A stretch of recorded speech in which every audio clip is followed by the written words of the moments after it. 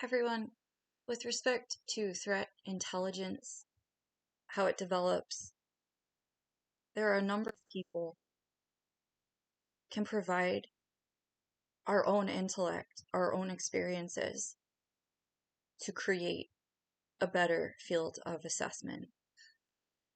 So,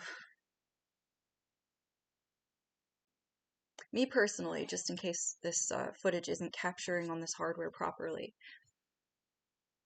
I come to you today in my attempt to create a negative-based, trust-based kind of threat assessment scope here for having literally survived the chaos I'm talking about.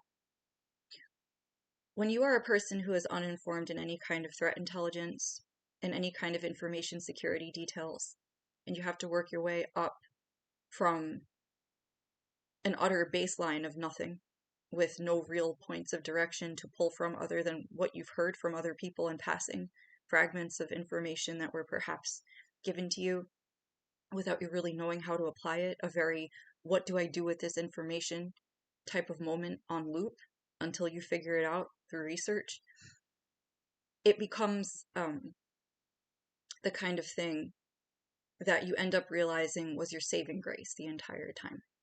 That's a bit what happened to me in this case.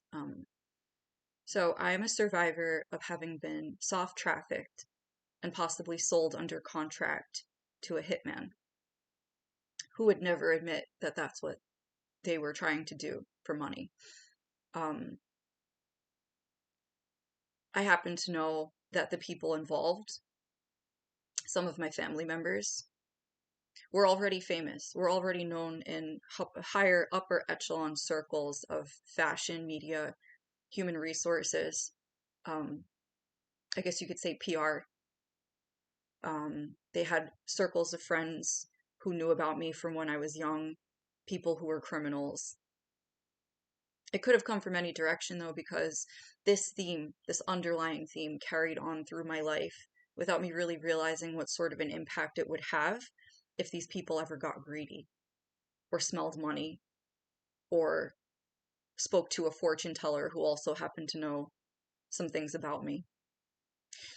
What we don't realize here is that any single thing in life could be a threat, but thus it does not make us feel threatened. We simply exist, acknowledging that there are good and bad sides to each thing. So while the good and bad sides exist in all things, it's up to us whether or not we divulge. Every culture has traditions, some good and some bad.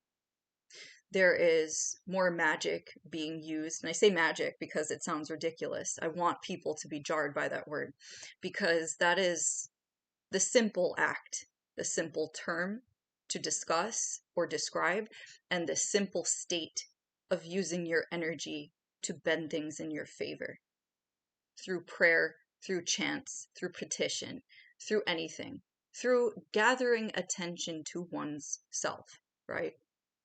That's what magic is. Some people practice certain creeds or certain practices to maintain that the attention placed on them is at the cost of nothing or something. You know, it's usually one of the two. What is considered to be costly to the rest of everyone else's energy is considered baneful magic at this point in time, because it retracts from the natural order of equality, right? And this is part of a threat assessment that I'd like to cover first, because it will make everything else make sense. It's a spiritual sort of basis for these attacks that carries forward into much more tangible applications for these things to be made to go in anyone's favor at all. So bear with me through the potential silliness here, because it does get very real. Okay, so people bending odds in their favor at other people's expense is considered baneful magic, for example, and this is kind of like a cram session for what it is that I've written about at length to help people assess, you know, the gaps bridged between two very different worlds here. but both relating to tangible assets. Um, However, there are spiritual practices and protections set in place spiritually that people still widely use, and this is not considered baneful magic because it's more of a warding away of anything that would potentially hurt their natural odds, and that's why it's not considered, detrimental to anything. But when we talk about people who practice things that are usually covered by RICO laws to prevent this sort of thing from happening in any other visible way, you have a situation where people use black magic and misuse things like voodoo to harm people, to stop them literally from having a free will and a freedom of choice to do anything. Now, while some people are like, you really believe in this? I'm going to say I was exposed to things that I cannot unsee, unlearn, and unwitness about these things being practiced. Okay. Um, there are things that go on in the present day right under your nose, in apartments, at parties, in group settings, in people's homes, out in the woods, in abandoned shacks, in the city, in abandoned territories where perhaps guards couldn't be hired in time to mitigate structural damage like a fire or something like this. These are things that happen. These practices, animals being sacrificed, people being, I guess you could say, energetically tortured in order to gain frequency access, remote viewing for the sake of abusing people. These tools are taught within the US military, and if you don't know that, you haven't done your research. These are all threat tools researched not only worldwide but universally in order to best assess what kind of threat they're up against by range and by application, in order to assess how to mitigate it in some cases, in defensive cases, and also in order to throw those attacks right back. Chi is a very real thing. Okay, it is the center of the energy in your body that people talk about in chakras. Okay, a misalignment of one's chi and one's focus, of one's ability to harness their energy